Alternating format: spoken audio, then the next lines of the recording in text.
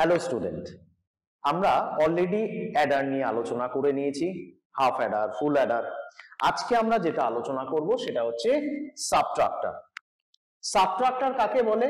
যা বিভিন্ন বাইনারি বিটকে বিয়োগ করে এবং আউটপুট হিসেবে ডিফারেন্স এবং বরোডকে আমরা এখানে ডব্লিউ দ্বারা প্রকাশ করেছি।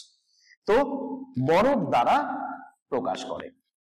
সাবট্রাক্টর কিন্তু দু ধরনের হয়, একটা হচ্ছে হাফ সাবট্রাক্টর আর একটা হচ্ছে ফুল সাবট্রাক্টর।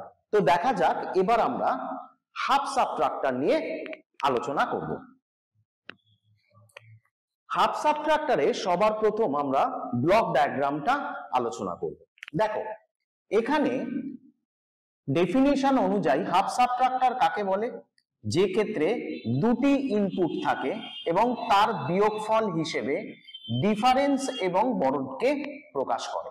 অর্থাৎ এ বি এখানে ইনপুট এবং আউটপুট হচ্ছে ডিফারেন্স এবং বরোড। এবার যদি আমরা ট্রুথ টেবিলে আসি, এ বি 0 0 0 1 1 0 1 1, ঠিক আছে? তো আমরা 0 0 0 0 0 0 1 1 1 1 0 1 0 1 1 0 0। আমরা যদি এটার ইকুয়েশন বের করি তাহলে আমরা দেখতে পাচ্ছি a কমপ্লিমেন্ট b প্লাস আবার এখানে 1 দেখতে পাচ্ছি a b কমপ্লিমেন্ট অর্থাৎ a জর b। আর বড়ডে কি দেখতে পাচ্ছি? এখানেই শুধুমাত্র 1 আছে, সেই জন্য a কমপ্লিমেন্ট b। এবার এই যে ট্রুথ টেবিলটা হলো, এটাকে আমরা সার্কিটে ইমপ্লিমেন্ট করব।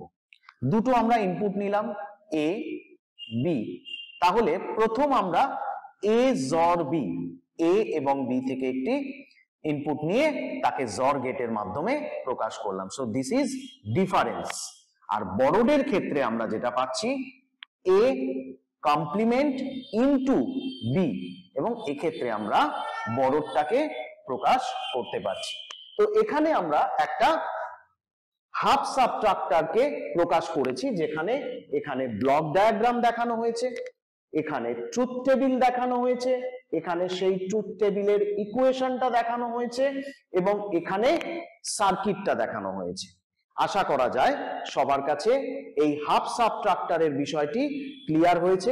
এর পরের ভিডিওতে আমরা ফুল সাবট্রাক্টর নিয়ে অবশ্যই আলোচনা করব। সবার যদি ভালো লাগে অবশ্যই লাইক বা কমেন্ট দিতে ভুলো না। Thank you.